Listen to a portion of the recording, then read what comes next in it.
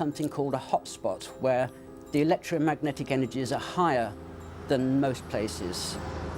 Near power lines, near a radio transmitter, over a crack in the earth, which is a geological fault which produces electromagnetic fields, near a transformer. There's a whole host of sources of electromagnetism in the environment, a local minicab office, a radio ham next door, a CB radio enthusiast a few yards away. All of these things will irradiate the house on a permanent basis. According to Budden's research, the sensations reported by abductees mirror those of people who are affected by strong electromagnetic currents.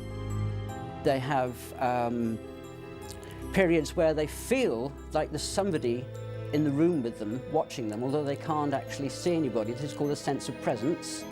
Their sense of time will be distorted. This is called desynchronization, where they feel that time has gone by in a flash, or that time has been distorted, been drawn out. There's a whole host of signs and symptoms that they begin to suffer from after being exposed to these high levels of electromagnetism.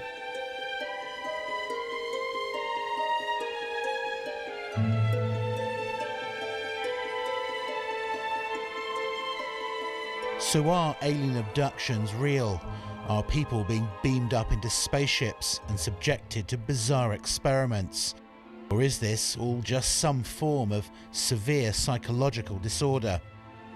The abductees themselves have no doubt that this is a real phenomena, and yet the hard physical evidence is very thin to almost non-existent.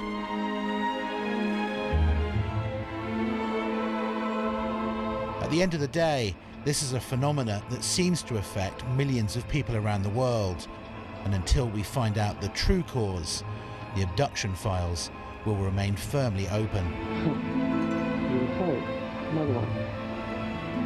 The whole basic purpose seems to be that the UFO occupants have reached some kind of evolutionary dead end. That's an assumption, but I think it's a fairly safe one. And that they need to revivify their own stock, so to speak, with something probably more primitive that we can offer them, that they seem to need. This seems to be for them, not for us.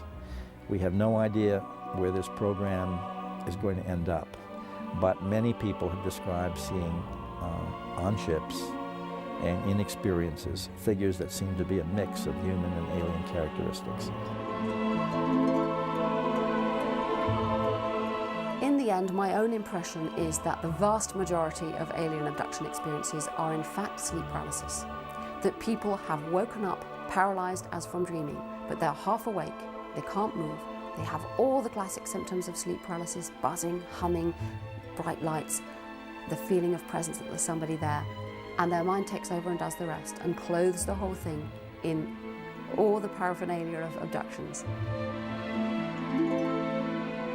The biggest problem with alien abduction research at the moment is that, with the best will in the world, it's been carried out by a handful of dedicated amateurs.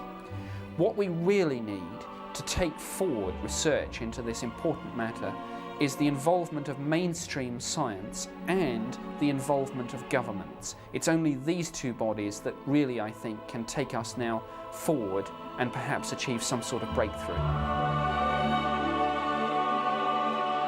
Abduction is horrifying. Abduction is a nightmare.